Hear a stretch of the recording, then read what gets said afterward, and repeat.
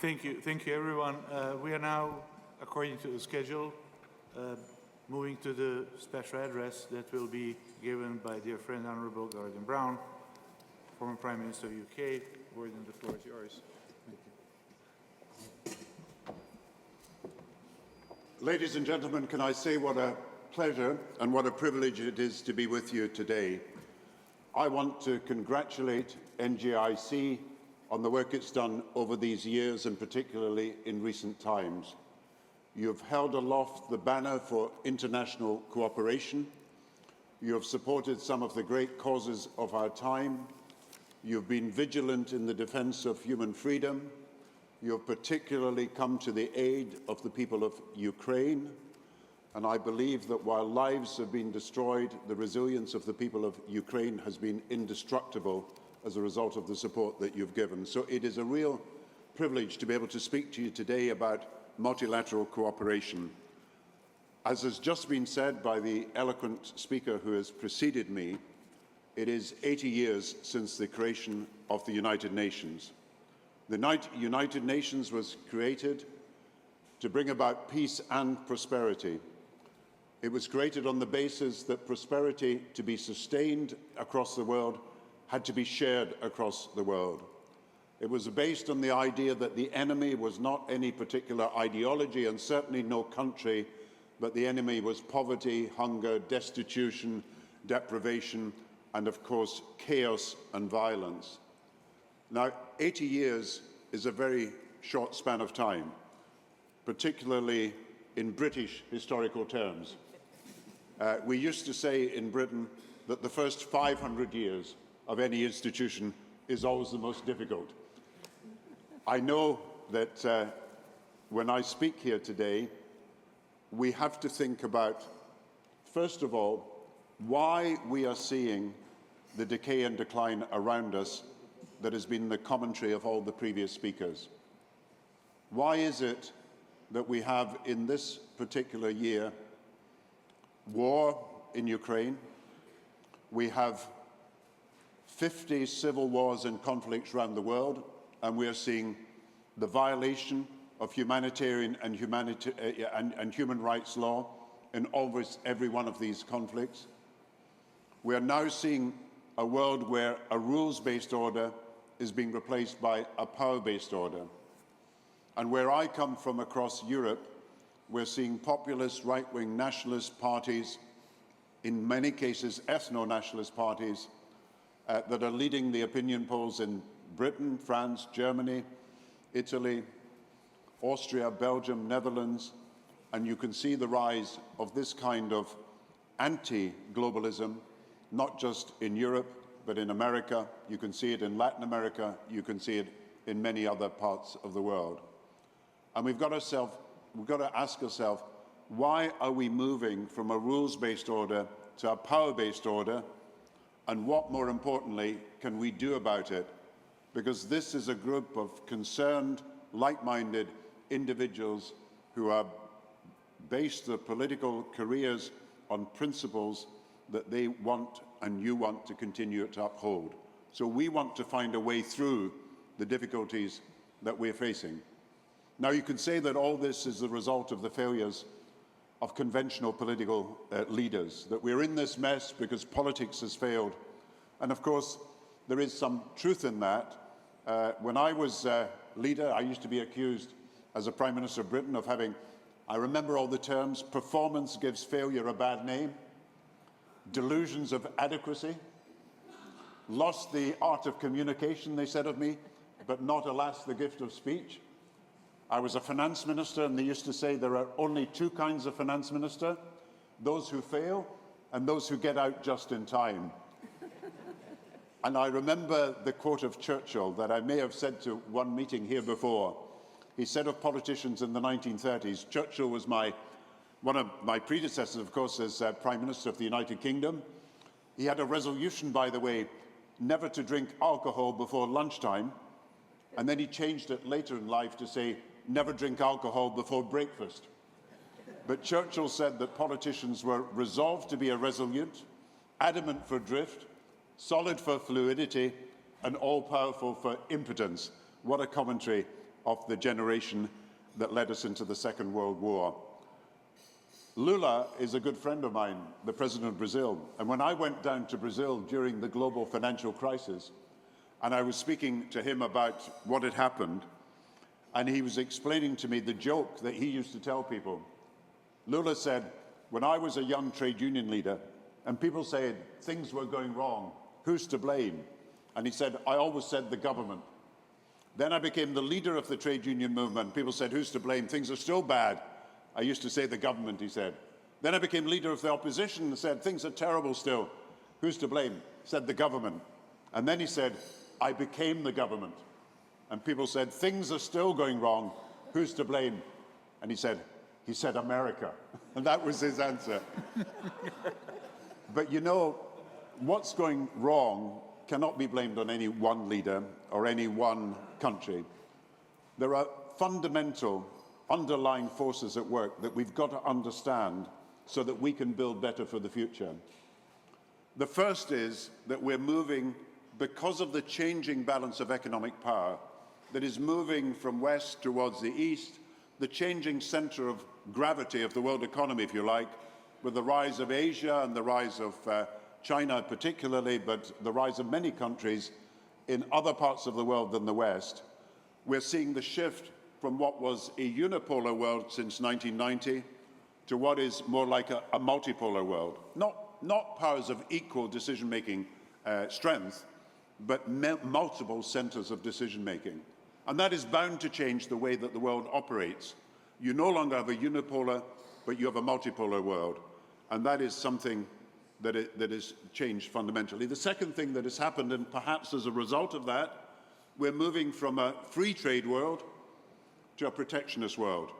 Countries are reacting against the changes that are taking place as a result of some of the failures of globalization, and they're becoming protectionist. Onshoring, reshoring, friendshoring, import bans, export bans, technology bans, investment bans. You see sanctions in against many countries for all sorts of different industrial policy as well as military reasons. And so you're moving to a more protectionist world.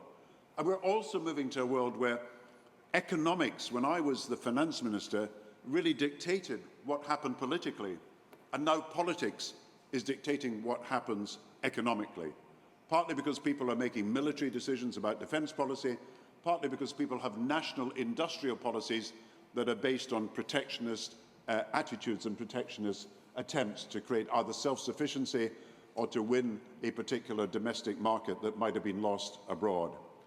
And what that adds up to is the rise of nationalism, and it moves from a rules-based order to a power-based order. And so it is understandable that we have to reset the world after these 80 years of the United Nations. It's perfectly comprehensible that the world has changed in a way that we have got to respond. And if we fail to respond and reform and reset, then it's bound to be a popular reaction against those politicians who fail and those leaders who fail to make the changes. Now, the world I'm describing is one that is dark. Many people have died in so many different conflicts in recent years in a way that we might not have expected 10 years ago. And there are civil wars and conflicts that I've just described. But you know, there is some hope. And I want to emphasize one aspect of hope, first of all, and then explain what I think it means for what we can do for the future. Partly as a result of the support that your great Secretary Rofshan gave us, we have done with Rockefeller a poll of the public opinion around the world. So we wanted to find what were the attitudes of people, not just governments, to international cooperation. So we're talking about multilateralism today. What do people, the global public opinion, think of that, and not just what do we as potential or actual leaders think? And what we found was something I did not expect to find in such dramatic form, that the public in the world, and we surveyed 35 countries, we talked to 36,000 people. We have opinion polls from every part of the world, 36 countries, of course, but in every continent of the world. And the results are available, and I'm going to give you a link that Rofshan could give you to get it on the website, the full poll, and what it says for individual countries, and what it says for individual continents, and then what it says for globally. But more than 80% of the people we surveyed were prepared to support international cooperation on a range of different issues. And what we found, and that is, as you rightly say, that is something that perhaps listening to leaders around the world, you might not expect, because it looks like America first, India first, China first, Russia first, Turkey first, and so on and so forth. But the public are more aware that you need to cooperate to get the basic public goods, whether it's food, but of course peace and security, as well as material goods. And then we broke down that group into what people were actually thinking that would lead us to find a way of persuading people we needed to improve the multilateral system and enhance international cooperation. And what we found was 16.5% of the world, if you break it down, are people who think it's a zero-sum game, who think that it's us versus them, who take an adversarial view of the world. So it's only 16.5%. It's 25% in America, unfortunately. It's around 20% in Europe. But in the rest of the world, people are more aware of the need for cooperation than maybe some of us in the Western democracies of the world. Now, these are people who range from people who think coexistence is impossible, which is religious fundamentalism in some countries, to those people who think, well, my country can only succeed if another country fails. A very adversarial view of what trade is about. But that is a minority of people who take that view. Then there is 20% on the other extreme. And these are 20% of people who you might say are committed multilateralists. These are people who think either that trade is a win-win game, and therefore it's to everybody's benefit, a rising tide will lift all boats, so we should support concerted international action. Or they're simply people who believe that international cooperation is a good thing, and it's something that they, out of their sense of empathy with the rest of the world, want to do. But the middle group is 60% of the world, and they are people who could be persuaded either way. They want to think that cooperation is necessary, but they want to know why it can work and whether it can work. And so the first group, you might say 20%, are self-interested multilateralists. That is people who think you've got to prove to me that I will have some real personal benefit from this. Now, whether it's food, aid in Africa, or whether it's peace and security, people want to know what is the benefit directly to me of international cooperation. We used to be able to say trade. So if you trade, everybody benefits. It's a win-win. It's not clear now because some people feel they lose out of globalization. But there are 20% who are ready to be persuaded that international cooperation could be enhanced, but you've got to show to them that you get personal benefit from it. Then there's a second group, another 20%, and it's interesting that it breaks down into these three groups in the middle, 20% who you might call are not self-interested multilateralists. They are people who are pragmatic multilateralists. They say, prove to me that it works. Prove to me that you're getting results for your money. Prove to me that when you intervene and do multilateral agreements, that there is some cost effectiveness as a result of that. And I think that's a fair thing to say. Prove, if you're giving aid, that aid is not being wasted, it's not going to bureaucracies, it's actually getting to the people. And then there's a third group, and they're the good cause multilateralists. That is people who, out of empathy for people in difficulty, want to support those who are suffering. And it's a very interesting and important group of people because they are the people who can be persuaded that if international aid is given properly, that it gets to the people who are really suffering, they're prepared to support more of it. And so here you're building up a picture of a world that is not turning against international cooperation at all, but it is a world that's waiting, the majority of them, to be persuaded that it works. It sometimes has to work in individual interests or individual communities' interests, or it's something that has got to work because people feel an empathy for those who are suffering. And I think when you think about it, this is a common sense view of what the world is about. But it creates a challenge for us, because once we understand that these are the groups of people who are thinking or being asked to think about international cooperation and give us this reaction, these are the groups of people who we can go out and persuade. So let's say, first of all, I can argue you can build a majority around the world for international cooperation when you show that you are relieving human suffering. Because take the cosmopolitans that were committed cosmopolitans, and then the conditional multilateralists, and then those people who think that if it's effective, they will support it, then you've got a group of people who will support action against human suffering.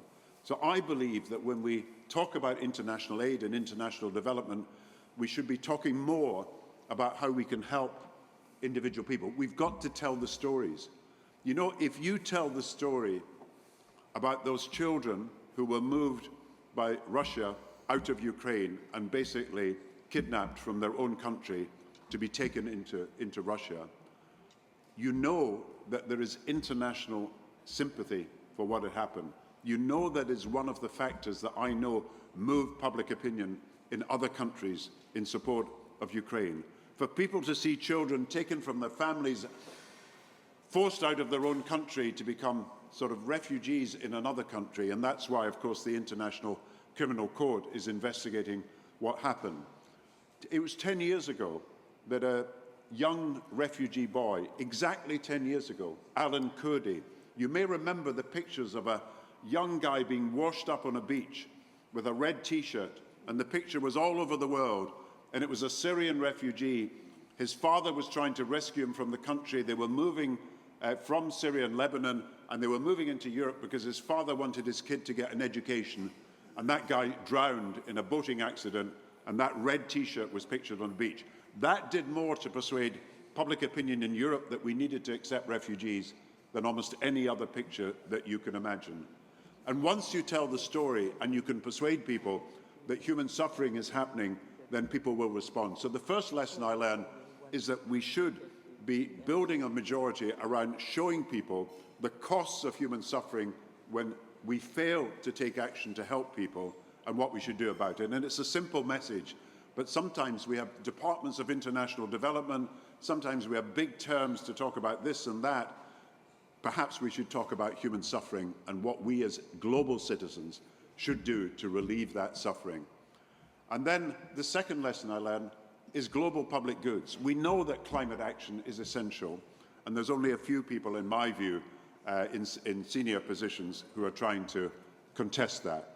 We know also that pandemic prevention, we know from the experience of COVID, you've got to take action in advance to prevent pandemics rather than let them run riot. And I was speaking at the African Forum yesterday, and one of the reasons why Africa now wants to be self-sufficient and build its own capacity for healthcare and not rely on external agencies is we didn't get the vaccines to them in time, and we monopolized them in other countries of the world.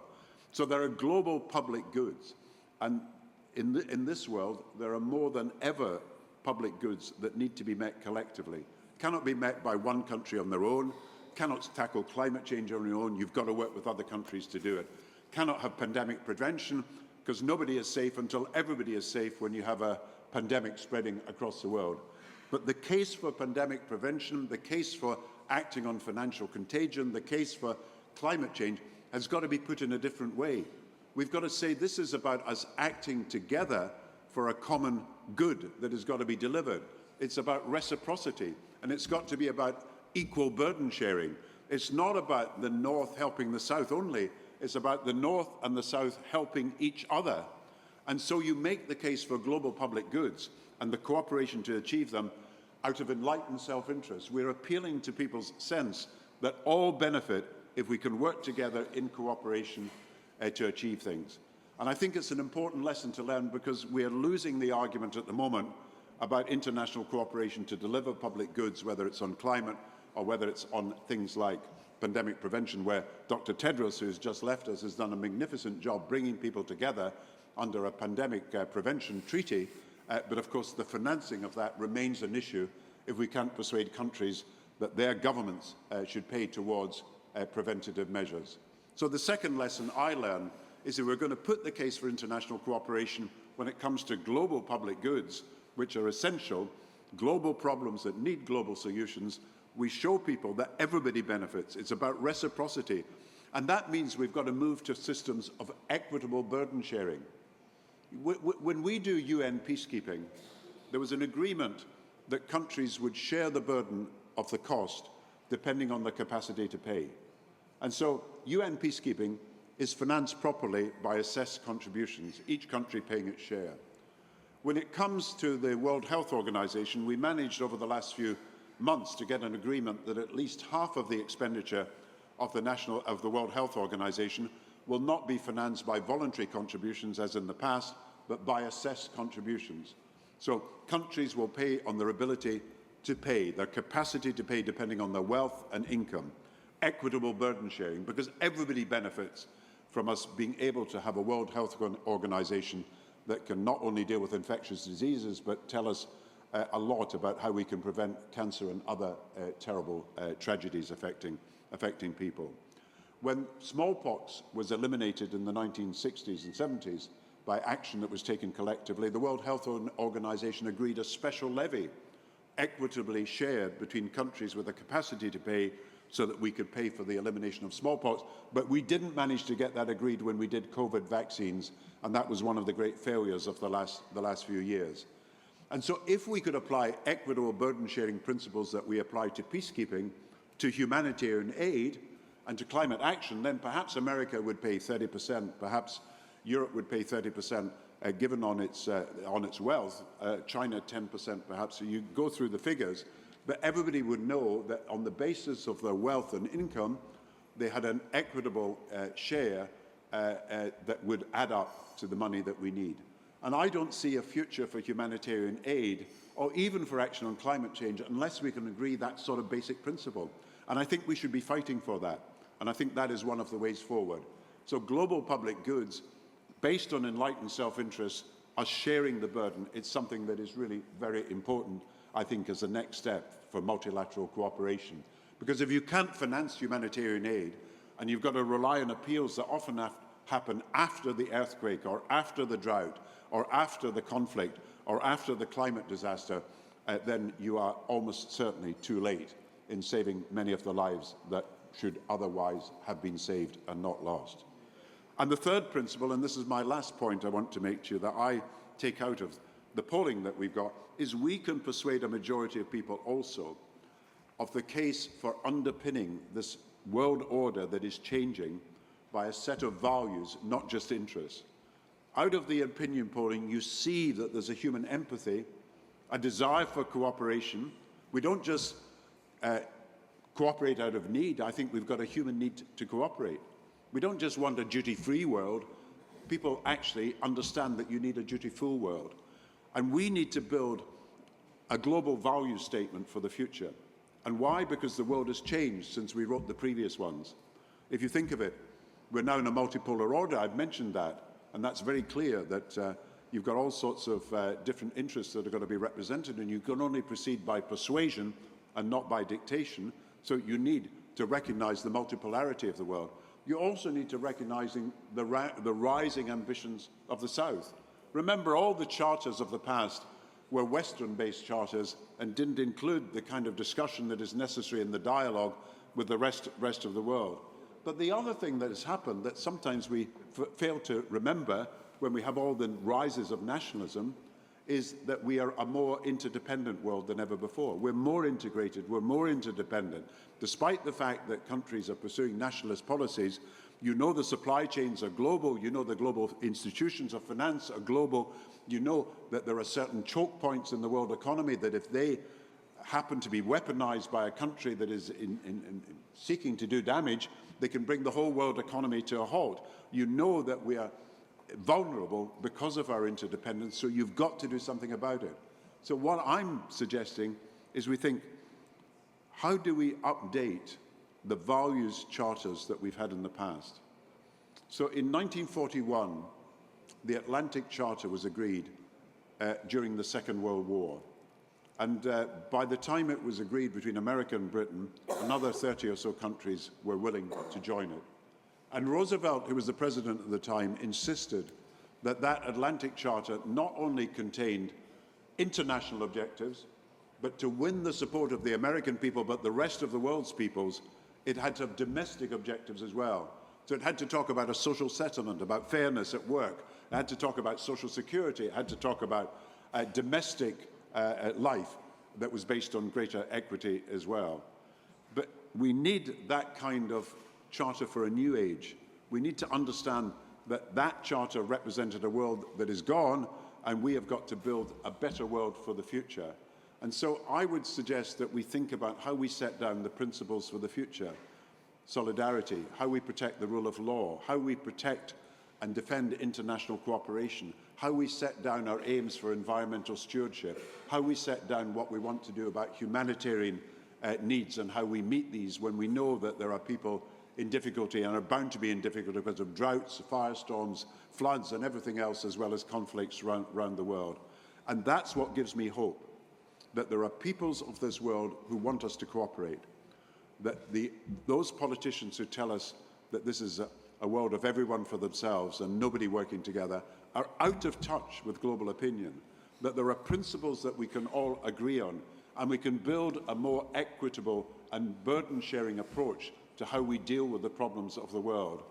And so I end by saying, just think back of the achievements as well as the failures of the last 50 years.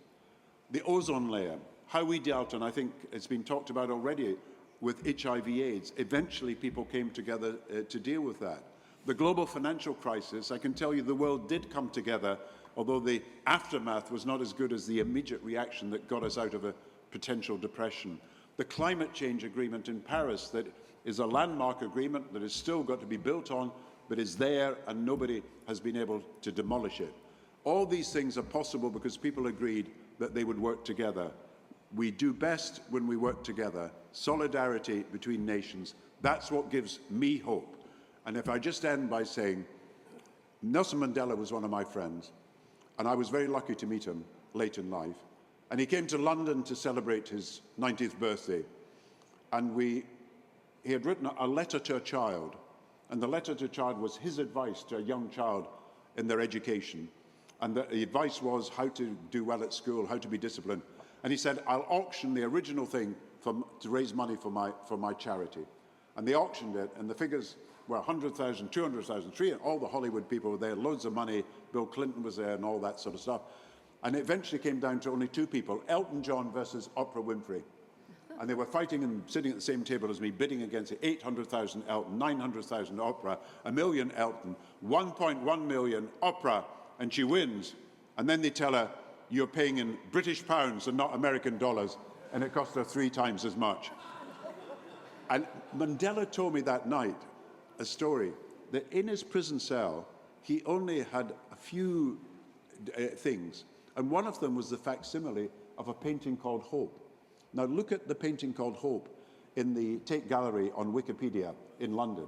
And that painting, Hope, is the painting that you think when you look at it first, it's desolation.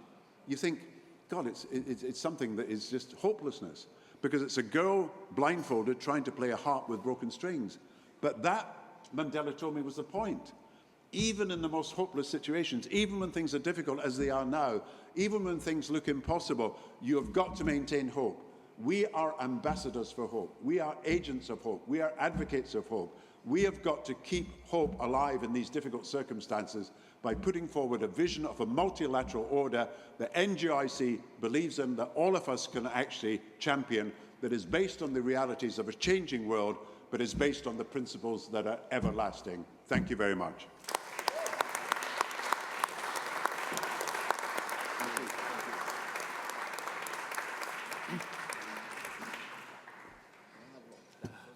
Bravo. I'm just passing the message of one and only Man Vaira. It says right